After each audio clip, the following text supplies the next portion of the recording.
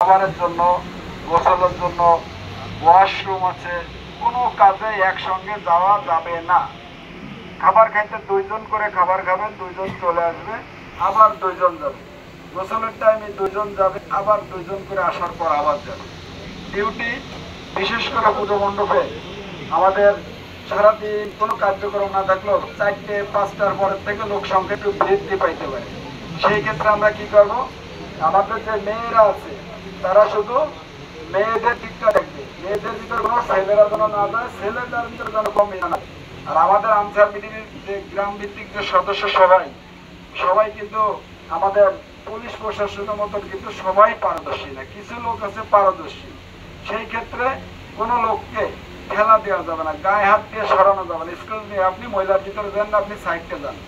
তোমরা যখন দেখবা যে ওই জায়গাটা হতে পারে, সেই ক্ষেত্রে তোমরা আরেকজন লোক পাঠাইতে প্রশাসনিক লোক সঙ্গে নিয়ে যাবে। কেউ গায়ে হাত দিয়ে ধাক্কা দিয়ে সরানো যাবে না। তখন তাহলে কি বলবে তারা, একজনের তো সরে এসে আর কয়েকজন নিয়ে দল পাকাবে যে আমার আনসার সদস্যরা ধাক্কা দিয়ে পুজো মণ্ডপে আমার মাথায় পুজো করতে দেয়নি, আমাকে বের করে দিছে।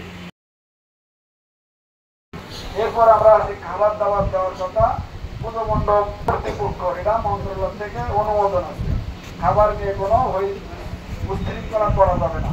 তকবিরে যেটা থাকবে যেটা দেবে সেইভাবে খাইতে হবে, তাই চিন্তায় জোরপূর্বক আমি বলে দেবো না, যেটা দেবে সেইটা। আমার কাছে কথা থাকবে, চাই খাওয়া যাবে না। তারা সরকার তারা দিতে চায় সেইভাবে সবাই মিলেমিশে খাইতে হবে।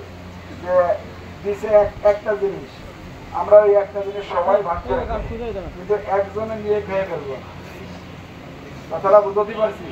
তারপরে হচ্ছে থাকার জায়গা, এটা আছে কিনা 100% ঠিক করতে হবে। আগে থাকার জায়গা, থাকা এবং খাওয়ার জায়গা দুইটাই পুজো কর্তৃপক্ষ করবে। যেমন তেমন জায়গায় খালি পুজো মণ্ডপের সভাপতির সাথে